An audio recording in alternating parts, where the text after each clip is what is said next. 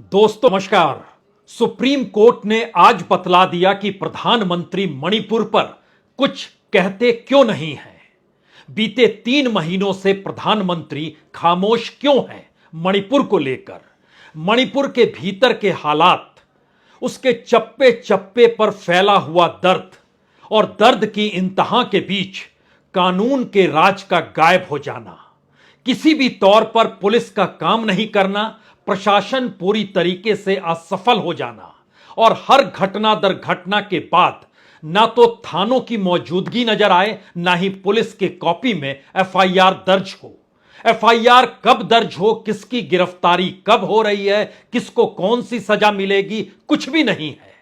यानी एक ऐसा राज्य जिसके भीतर कानून का राज है नहीं, गिरफ्तारी होती नहीं है, घटनाएं बढ़ती चली जा रही है, लोगों का हुजूम जिसे चाहे जिस रूप में चाहे खुले तौर पर सजा देता है या कहें हत्या करता है।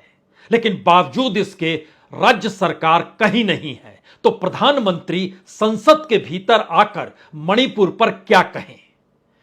क्योंकि आज जो सुप्रीम कोर्ट के भीतर हुआ है और जिस तरीके से सवाल जवाब के जरिए एक एक तथ्य उभर कर आए, उसमें पहली बार लगा कि सुप्रीम कोर्ट किसी तरीके से खुद को एक थाने में तब्दील कर चुका है और उसके बाद वो बता रहा है तमाम अधिकारियों को कि आपको कैसे एफआईआर दर्ज करनी है, उस एफआईआर की तारीख क्या होगी, उसके बाद उस एफआईआर पर कार्रवाई क्या हुई, किसकी गिरफ्तारी हुई, किसके बयान लिए गए 164 के तहत, किस तरीके की कौन सी पहल हुई। यानी इस दौर में कुछ भी नहीं हुआ है और सीबीआई एक दो नहीं हजारों एफआईआर जहां पर हो वहां पर खुद सरकार कहे कि सीबीआई तो सिर्फ 11 एफआईआर पर काम कर रही है और उस 11 एफआईआर में भी गिरफ्तारी सिर्फ 7 लोगों की हुई है।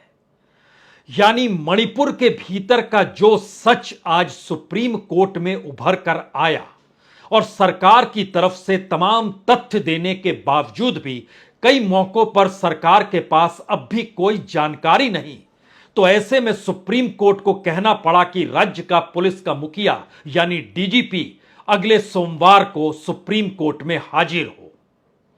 सवाल सिर्फ यह नहीं है कि एक राज्य के भीतर जो कुछ हुआ, आज सुप्रीम कोर्ट ने उसका पूरा कच्चा चिट्ठा सामने ला दिया, बल्कि इस देश के भीतर में डबल इंजन की सरकार का नारा लगाते लगाते दिल्ली की सरकार कैसे खामोश हो गई और खामोशी यह कहकर बरतती रही कि बहुत ही संवेदनशील मामला है। हमें लगता है कि आज सुप्रीम कोर्ट के भीतर जो सच है, अगर उसको आपके सामने रखा जाए और फिर यह सवाल आखिर में पूछा जाए कि क्या यह सब कुछ प्रधानमंत्री कह पाते और क्या यह सब कुछ प्रधानमंत्री को पता नहीं होगा, पता तो होगा। गृह मंत्रालय पूरे तरीके से सक्रिय है, राज्य में बीजेपी की सरकार है तो एक एक सूचना लगातार मिल रही है। आईबी के बड़े बड़े अधिकारी, सेना की मौजूदगी, अर्धसैनिक बलों की मौजूदगी, तमाम रिपोर्ट तो हर दिन हर वक्त लगातार दिल्ली पहुंचती रहती है, तो प्रधानमंत्री यह सब बिल्कुल जानते होंगे। तो क्या यह सब कहने की हिम्मत उनके भीतर अब नहीं रही है? क्योंकि मणिपुर के हालात ऐसे हो चले हैं। हमें लगता है कि आज शुरुआत एक ऐसे जिरह को लेकर की जाए, हालांकि बड़ी लंबी बहस हुई, तमाम तथ्यों के साथ हुई, दोनों तरफ के वकीलों की मौजूदगी थी, सुप्रीम कोर्ट थे, सॉलिसिटर जनरल मौजूद थे, तमाम बातें कही जा रही थी। लेकिन उसके बीच का एक छोटा सा हिस्सा पहले हम आपको बतलाते हैं, किस तरीके की चर्चा के दौर में क्या कुछ कहा जा रहा था। उसके बाद इस फैक्ट पर आएंगे कि अब मणिपुर को लेकर सुप्रीम कोर्ट क्यों एक बड़ा कदम उठाने जा रहा है और सरकार अभी भी बड़ा कदम सुप्रीम कोर्ट उठाए उससे पहले वक्त लगातार मांग रही है और इस वक्त उसने सोमवार तक का वक्त लिया है। हालांकि कहा शुक्रवार का, लेकिन सुप्रीम कोर्ट ने कहा जो करना है सोमवार तक कर दीजिए, उसके बाद कोई हम बड़ा निर्णय लेंगे। वह हो सकता है न्यायिक कमेटी की दिशा में चीजें चली जाए और उसका बड़ा विस्तृत रूप हो जो पूरे गवर्नेंस के फेलियर को उभार कर रख दे। लेकिन फिर भी शुरुआत सुनिए। सुप्रीम कोर्ट ने पूछा एफआईआर कब दर्ज हुई। सॉलिसिटर जनरल जो सरकार के प्रतिनिधि हैं वहां पर, मामला 4 मई का था, 0 एफआईआर 16 को दर्ज की गई। मणिपुर हिंसा में अब तक 6,352 एफआईआर दर्ज की गई है। सुप्रीम कोर्ट ने अगला सवाल पूछा, तो क्या 0 एफआईआर 16 जून को दर्ज की गई और अभी तक कोई गिरफ्तारी क्यों नहीं हुई? घटना तो 4 मई की थी। सरकार का जवाब, अभी तक कोई जानकारी नहीं है। सुप्रीम कोर्ट, एक बात तो बहुत साफ है कि एफआईआर दर्ज करने में बहुत देरी की गई। सरकार का जवाब, सुप्रीम कोर्ट में जब यह मामला उठाया, जांच उससे पहले जारी हो गई थी, यानी शुरू हो गई थी। इसी बीच में पीड़िता के वकील ने कहा, सिस्टम से डेटा ऑटो डिलीट हो गया, सीसीटीवी डिलीट हो गए, ऐसा नहीं होना चाहिए था। तो सरकार ने कहा, अगर कोई पक्षपात करने वाला जांच कर रहा होता तो वह यह कहता कि सीसीटीवी नहीं है। हमने तो कहा कि सीसीटीवी चेक किया और यह ऑटो डिलीट हो गया, यानी जो भी चीजें दर्ज की गई थी सब ऑटो डिलीट है, कोई सीसीटीवी में कुछ भी मौजूद नहीं है। इस परिस्थिति को स्वीकारती है सरकार और यह कहकर और छाती ठोककर स्वीकारती है, देखिए ऑटो डिलीट हुआ है, हमारा इसमें कोई दोष नहीं है। बहरहाल सुप्रीम कोर्ट उसके बाद सवाल करता है, एफआईआर 7 जुलाई को दर्ज की गई और मामला 4 मई का था। किसी महिला को कार से बाहर खींचा गया और उसके बेटे की हत्या कर दी गई। यह बहुत गंभीर मामला है। सरकार कहती है, इस मामले में सीसीटीवी मौजूद था, लेकिन हम गुनहगारों को इसलिए नहीं पहचान पाए क्योंकि हजारों लोगों की भीड़ थी, जंगल राज था, वहां पर हजारों लोगों की भीड़ थी, तो गुनहगार को हम कैसे पहचानते? गजब का तर्क। लेकिन उसके बाद सुप्रीम कोर्ट कहता है, लड़के को जला दिया गया, एफआईआर में धारा 302 क्यों नहीं जोड़ी गई? ऐसा क्यों? जवाब सुनिए, सरकार कहती है, एक बार पोस्टमार्टम हो जाए यह धारा भी जोड़ दी जाएगी। किस मानसिकता से, किस तरीके से सरकार के जवाब हैं, जहां पर हत्या खुले तौर पर हो रही है, हिंसा का तांडव खुले तौर पर हो रहा है। तब सुप्रीम कोर्ट कहता है, 1-2 मामलों को छोड़ दिया जाए, ऐसा लगता है कि ज्यादातर में कोई गिरफ्तारी नहीं हुई है, जांच पड़ताल बेहद ढीली है, लेथार्जी हो चले हैं। एफआईआर दर्ज होने में जो वक्त लग रहा है कि गिरफ्तारी तक नहीं हुई, बयान दर्ज नहीं किए गए, इसके क्या मतलब है? सरकार कहती है, मैं कोई सफाई नहीं दे रहा, पर ग्राउंड पर हालात बहुत खराब हैं। सॉलिसिटर जनरल सरकार के नुमाइंदे के तौर पर सुप्रीम कोर्ट में कह रहे हैं, ग्राउंड पर हालात बहुत खराब हैं। तो सुप्रीम कोर्ट कहता है, इसका मतलब है कि 2 महीने से हालात बहुत खराब हैं और एफआईआर दर्ज करने में कोई मदद नहीं दी गई पुलिस के जरिए आम लोगों को। क्या कानून नहीं है? आप एफआईआर दर्ज नहीं कर पा रहे, पुलिस गिरफ्तारी नहीं कर पा रही, और आप जो बता रहे हैं उससे लग ऐसा रहा है कि मई के शुरुआत से जुलाई तक कोई कानून था ही नहीं। यह मशीनरी की नाकामी है कि आप एफआईआर भी दर्ज नहीं कर पा रहे हैं। क्या ऐसा नहीं है कि पूरे स्टेट की मशीनरी फेल हो गई है? सॉलिसिटर जनरल खामोश हो जाते हैं, कहते हैं, ग्राउंड पर हालात बहुत खराब हैं। यह बहुत छोटा सा हिस्सा है उस बहस का जो तकरीबन 2 घंटे तक चली, और सवाल उसके बाद यह निकल कर आया कि अगर मणिपुर के हालात पर इस देश के प्रधानमंत्री भी पार्लियामेंट के भीतर कहने आए तो क्या कहते? तमाम फाइलों को, तमाम फैक्ट को कहा गया था सरकार की तरफ से पेश करने के लिए, सुप्रीम कोर्ट में कल ही कहा गया था, लेकिन सरकार सब कुछ पेश नहीं कर पाई, नहीं बतला पाई अभी भी। तो सुप्रीम कोर्ट को बतलाना पड़ा कि अब आने वाले वक्त में आपको किस तरीके से फाइल तैयार करनी है, और हम आपको वक्त सोमवार तक का दे रहे हैं, अन्यथा हम कोई बड़ा कदम उठाने जा रहे हैं। और जरा देखिए, सुप्रीम कोर्ट को कहना पड़ रहा है सरकार को कि आप एक लिस्ट बनाइए, घटना कब हुई, 0 एफआईआर कब रजिस्टर्ड हुआ, रेगुलर एफआईआर कब दर्ज की गई, विटनेस स्टेटमेंट कब दर्ज किया गया, 164 के तहत स्टेटमेंट कब लिया गया, किस दिन किसकी गिरफ्तारी हुई। यह सब कुछ आप सिस्टमेटिक क्यों नहीं तैयार कर सकते हैं? यानी बीते 3 महीनों से कोई काम नहीं हुआ और जो फैक्ट बतलाए गए वो इसलिए हैरान करने वाले हैं क्योंकि एक एक करके जो जानकारी दी गई उसमें ऐसा नहीं है कि एक बार हत्याओं का दौर हुआ तो स्टेट संभल गया, दूसरी बार हत्याओं का दौर हुआ तो स्टेट संभल गया, तीसरी बार हत्याओं का दौर हुआ तो भी स्टेट नहीं संभला। तो फिर गवर्नेंस कहां है, मशीनरी कहां है, राज्य सरकार कहां है, मुख्यमंत्री कहां है? मुख्यमंत्री से संपर्क साधे हुए देश के गृह मंत्री क्या कर रहे हैं? क्योंकि आज सुप्रीम कोर्ट में एक एक करके जब पूछा गया बताइए कितनी एफआईआर है, तो जानकारी मिली कि स्टेट ने सबमिट की है 6,496 एफआईआर। कुल एफआईआर की तादाद 6,523 केस रजिस्टर्ड किए गए हैं और सुप्रीम कोर्ट में जो बताना है उसमें 6,493 बताना है। पूछा गया कितनी हत्या हुई, कहा गया 150 हत्याएं हुई, कहा गया 150 हत्याएं हुई, उसमें से कब किस रूप में हुई यह बता सकते हैं? जानकारी दी गई और जो डाटा रखा गया उसमें बताया गया कि 3 मई से 5 मई के बीच में 59 लोगों की हत्या हो गई थी। और याद कीजिए उस दौर में जब 3 से 5 मई के दौर में कर्नाटक के भीतर प्रधानमंत्री और गृह मंत्री की मौजूदगी थी।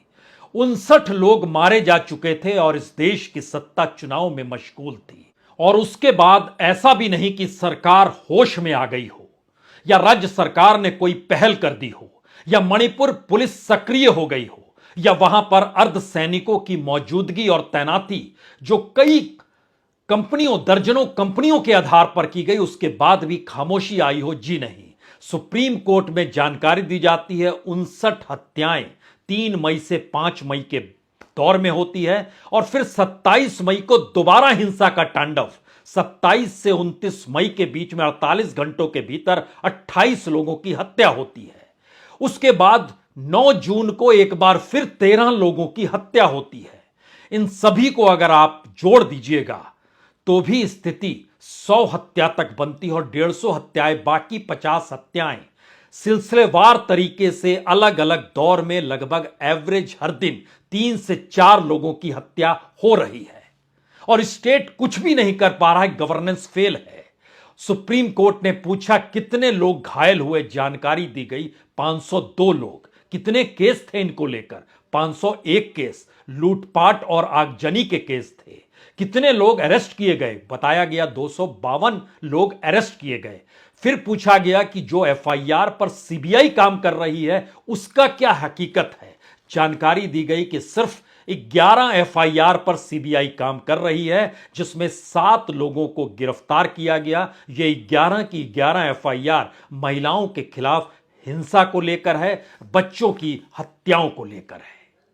तब सुप्रीम कोर्ट को यह कहना पड़ा कि इसका मतलब बहुत साफ है कि आपके जहन में 6,500 से ज्यादा एफआईआर और इस वक्त सिर्फ आप 11 एफआईआर पर काम कर रहे हैं और सीबीआई के हवाले चीजें की गई है और आप खुद कह रहे हो कि इस तरीके से सारे मामले सीबीआई जांच करेगी। सीबीआई को तो निष्क्रिय कर दिया जाना चाहिए और उस दिशा को लेकर हम किसी हाईकोर्ट के रिटायर्ड जज को लेकर कोई एक न्यायिक कमेटी बनाए उससे पहले आप तमाम फैक्ट्स को सामने रखिए। बताइए कि एफआईआर की पूरी कॉपी जो अब भी आप नहीं बता पाए, कितने मामले हत्या, बलात्कार, आगजनी, लूटपाट के हैं, कितने एफआईआर घर और संपत्ति को जलाने को लेकर हैं, कितनी हत्या, कितने महिलाओं के साथ क्या कुछ हुआ है, धार्मिक स्थलों को कैसे कितना निशाना बनाया गया। कोई एफआईआर दर्ज आपके पास इस तरीके से सिस्टमेटिकली कोई जानकारी नहीं है। तो कहा गया कि डीजीपी को बुलाइए और सोमवार के दिन व्यक्तिगत तौर पर वह कोर्ट में उपस्थित रहें, सारी जानकारी यहां पर रखनी चाहिए। और यह सवाल है कि अब अगर सभी केस आप सोच रहे हैं कि सीबीआई को ट्रांसफर कर सकते हैं तो फिर सीबीआई को तो फिर निष्क्रिय कर देना चाहिए। और उसके बाद यह सवाल खड़ा हुआ कि जो मणिपुर के भीतर जिस तरीके से हो रहा था और अगर उसकी जानकारी इतने वक्त के बाद भी केंद्र सरकार के पास नहीं है और केंद्र सरकार अभी भी वक्त मांग रही है कि हमको कुछ और वक्त दीजिए, क्योंकि कई बार जिक्र किया गया शुक्रवार तक का वक्त दीजिए हमें, तब हम सारी चीजों को रख देंगे। तो क्या ऐसी स्थिति और ऐसी परिस्थिति मणिपुर के भीतर रेंग रही है जिसमें मणिपुर या तो राजनीतिक प्रयोगशाला में तब्दील कर दिया गया है या फिर गवर्नेंस कुछ ऐसी फेल हुई और हिंसा कुछ इस तरीके से हुई कि पूरा सिस्टम ही अपने आप में गायब हो गया, ऐसी परिस्थिति आकर खड़ी हो गई। ये सारे सवाल सुप्रीम कोर्ट के भीतर लगातार उठते रहे और उसमें लगातार जिरा होती रही। लेकिन सवाल कई था कि क्या इतना भी बता पाएंगे कि ट्रबल क्षेत्र जहां पर मुश्किल हालात हैं वहां पर कितने स्कूल हैं, कितने छात्रों के जीवन में मुश्किल आ रही है। क्योंकि यहां तो शांति की तो दूर की बात है, हम चाहते हैं चीजें नॉर्मल हो जाए, लेकिन नॉर्मल कर पाने की स्थिति में भी हम लोग ऐसे ही बैठे तो शुरुआत कहां से की जाए, कोई जानकारी नहीं है। तो एक नाम आया चूरा चांदपुर का, जहां जानकारी दी गई कि 200 से ज्यादा आदिवासी स्कूल बंद पड़े हैं। हर छात्र के सामने मुश्किल क्यों है और इस दौर में कोई नॉर्मल सिचुएशन बना पाने की स्थिति में कोई काम क्यों नहीं हो रहा है। यहां तक कि इस दौर में मेडिकल सेंटर्स तक क्रिएट नहीं किए गए। स्कूल बंद है, मेडिकल सेंटर क्रिएट नहीं है, तमाम दुकानें बंद हैं, लोग बंकरों में रह रहे। ये सारी परिस्थिति एक एक करके जब निकलनी शुरू हुई तब यह कहा गया क्या न्यायिक समिति के गठन पर विचार अब नहीं करना चाहिए। और हम आपको इंडिकेट कर रहे हैं, सुप्रीम कोर्ट को यह कहना पड़ा क्योंकि बार बार केंद्र सरकार के तरफ से सॉलिसिटर जनरल एक ही जिक्र करते रहे, हम सुझाव देंगे और हम सजेशंस देंगे, उसके जरिए रास्ता निकलेगा। और सुप्रीम कोर्ट को कहना पड़ा हम सिर्फ आपको संकेत दे रहे हैं, लेकिन जरा स्थितियों की गंभीरता को समझिए। और जब आप फैक्ट तक नहीं दे पाते हैं और अब हम डीजीपी को बुला रहे हैं और आपको जानकारी दे रहे हैं कि हम एक व्यापक तरीके से काम इसलिए करना चाहते हैं क्योंकि हमारे जहन में वहां पुनर्वास बड़ा महत्वपूर्ण है, कंपनसेशन देना बड़ा महत्वपूर्ण है, लोगों के लिए सुरक्षात्मक वातावरण बन जाए ये बड़ा महत्वपूर्ण है। यानी लोगों को एहसास तो हो वो भारत के भीतर एक सुरक्षात्मक तरीके से परिस्थितियों में रह रहे हैं जहां वो अपने तरीके से अपनी जिंदगी को जी सकते हैं। अभी तो हमको नॉर्मल लाइफ करने की स्थिति में क्या करना है इस दिशा में पूरी की पूरी आपका दिया गया जो पूरी जानकारी है वो बतलाती है कि वहां आपके पास भी कुछ भी नहीं है।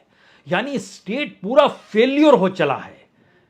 हालांकि सुप्रीम कोर्ट ने जंगल राज शब्द नहीं कहा, लेकिन इस बात को इंडिकेट कर दिया कि एक दौर में डेमोक्रेटिक स्टेट के भीतर चुनी हुई राजनीतिक सत्ता के साथ सारे पिलर्स अगर एक झटके में गायब हो जाएं तो कैसा वातावरण हो सकता है, इसकी परिकल्पना सिर्फ की जा सकती है। और यह स्थिति मणिपुर के भीतर है और शायद यहीं से तब यह सवाल निकलता है कि प्रधानमंत्री पार्लियामेंट के भीतर आकर क्या कहें, और क्या वाकई पार्लियामेंट के भीतर वो कुछ भी नहीं कहेंगे। क्योंकि तमाम दौर में अगर आप परखेंगे देश के भीतर बहुत बड़ी बड़ी घटनाएं हुई हैं, कभी प्रधानमंत्री किसी ने पार्लियामेंट से मुंह नहीं चुराया या इस देश के सामने हकीकत को बयान करने से खामोशी नहीं बरती। कोई भी प्रधानमंत्री रहा हो, और असम के नेवली की घटना को याद कीजिए, उस समय भी इस देश के प्रधानमंत्री पार्लियामेंट में आए और देश के नाम संदेश दिया जब सैकड़ों मौतें हत्याएं हो गई थी। तो इसका मतलब क्या माना जाए कि यह सारी चीजें एक राजनीतिक प्रयोग के तहत की जा रही थी जिसमें केंद्र ने ढील दी थी, राज्य सरकार उस प्रयोग करने की दिशा में बढ़ रही थी। और सवाल यह था कि उस प्रयोगशाला में जिसको गिनी पिग बनाया गया क्या वो भारत का नागरिक नहीं, और भारत का नागरिक था तो इस दौर के भीतर में अब उनके लिए कौन सा जीवन, कौन सा वातावरण कैसे बनाएं, यह सवाल सुप्रीम कोर्ट के भीतर शायद एक लंबी प्रक्रिया में देखिएगा तो यह सवाल कई मौकों पर उठा भी है। कई मौकों का मतलब है कि याद कीजिए जब 1984 के सिख दंगों का मामला सुप्रीम कोर्ट के भीतर पहुंचा था तो चर्चा होते होते यही आई कि सिख अपने आप में सुरक्षित कैसे महसूस करें, इस बात को कैसे हम लोग रखें।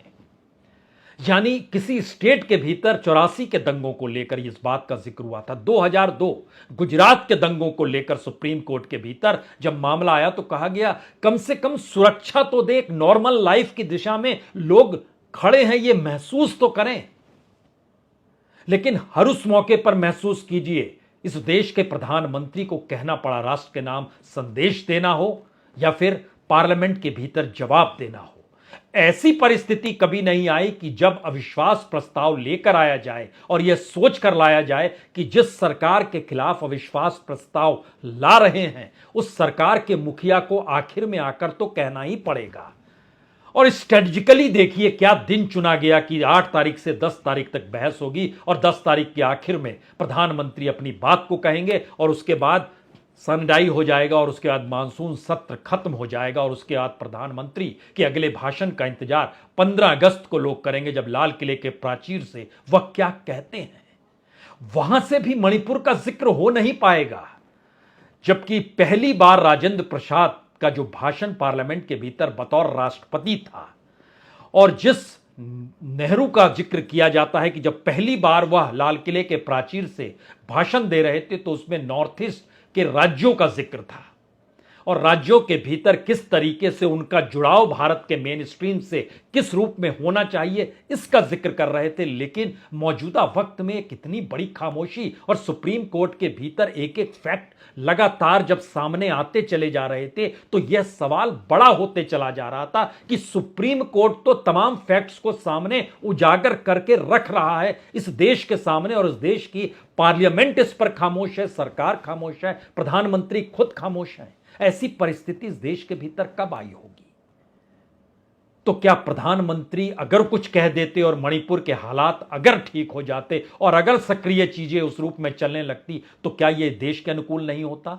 या फिर उस राजनीतिक प्रयोगशाला का जिक्र जिसका हम बार बार जिक्र आपसे कर रहे हैं, क्योंकि अब यह सवाल जब सुप्रीम कोर्ट में उठा कि सीबीआई जांच चलने दीजिए, सरकार की तरफ से कहा गया कि हम आपको शुक्रवार को डेफिनेट आंसर दे देंगे, लेकिन फिलहाल उसे रोकिए मत, और एफआईआर जो है उसमें कितने मामलों में मर्डर है, कितने मामलों में नहीं है, तो सरकार की तरफ से कहा गया 150 मामलों में हत्याओं का जिक्र है, और 150 मामलों में भी गिरफ्तारी सिर्फ 7 लोगों की हुई है। एफआईआर दर्ज किस रूप में 0 एफआईआर होती है और फिर वो एक्चुअल एफआईआर की तर्ज पर जाती है, फिर उस पर पुलिस कैसे कार्रवाई करती है, और सरकार अपना सीना पीट रही है कि देखिए जब ये मामला सुप्रीम कोर्ट में आया उससे पहले ही हमने जांच शुरू कर दी थी, यानी जुलाई के महीने में जिस वक्त वीडियो निकल कर आया उससे पहले ही हमने जांच शुरू कर दी थी। यह सोचकर सरकार खुश हो रही है, तो जरा परिस्थितियों को थोड़ा और साफ कीजिए, और आखिर के 3-4 सवाल महत्वपूर्ण है जिसको समझ लीजिए। सुप्रीम कोर्ट को कहना पड़ा राहत, कंपनसेशन और पुनर्वास सबसे पहले, जांच सही हो उसके बाद, हर का स्टेटमेंट 164 के तहत दर्ज हो उसके समानांतर। सीबीआई इसके जरिए चीजों को नहीं संभाल पाएगी, यह बहुत साफ हो गया है। जो कमिटी बने, अब जो परिस्थिति में हम जा रहे हैं उसको बहुत व्यापकता के साथ लेना होगा, उसमें हर तरीके से इस बात को कहीं ना कहीं समेटना होगा कि किस तरीके से 6,500 एफआईआर अगर उसी को बेस बना लिया जाए तो फिर स्थिति कम से कम अनुकूल करने के लिए यह तो समझिए कि मौजूदा वक्त में मॉर्चुरी में ही जो ट्राइबल्स के शव रखे हुए हैं उसकी पहचान करा पाने की स्थिति में गवर्नेंस अभी तक नहीं आ पाई है, सरकार अभी तक नहीं आ पाई है। ऐसी स्थिति कब थी? तो निर्धारित हो कि कौन व्यक्ति नियुक्त होगा, उसकी कौन सी जिम्मेदारी होगी, जो स्टेट कंपनसेशन के तौर पर कितना कंपनसेशन किसे दे रहा है, किस रूप में राहत की व्यवस्था कर रहा है, सारी चीज कैटेगरी, हर चीज कागज पे होनी चाहिए। सुप्रीम कोर्ट ने इस दिशा में कहा, लेकिन सोमवार तक का वक्त आपको दिया जाता है और उस दिन सब कुछ आपके सामने होगा। लेकिन फिर वही सवाल, सोमवार को इस देश की संसद फिर सजेगी। सोमवार का मतलब है 7 तारीख, 8 तारीख से अविश्वास प्रस्ताव है। उससे पहले संसद लगातार रोज सज रही है, रोज हंगामे में गायब हो जा रही है। मणिपुर पर जवाब दो के नारे गूंजते हैं। प्रधानमंत्री पार्लियामेंट छोड़कर आज पुणे में थे, उससे पहले कहीं और थे, उससे पहले कहीं और थे, कहीं और थे तो कुछ कह रहे थे, और इस देश के माथे पर तिलक यह लगाकर कह रहे थे कि दरअसल यह देश कितना शानदार है और हमने कितना शानदार काम किया है। लेकिन मणिपुर पर खामोशी है। सुप्रीम कोर्ट की पूरी बेंच के सामने, 3 जजों के सामने सारे फैक्ट्स इस देश के सामने हैं। प्रधानमंत्री कहें तो क्या कहें? बहुत बहुत शुक्रिया, बहुत बहुत शुक्रिया।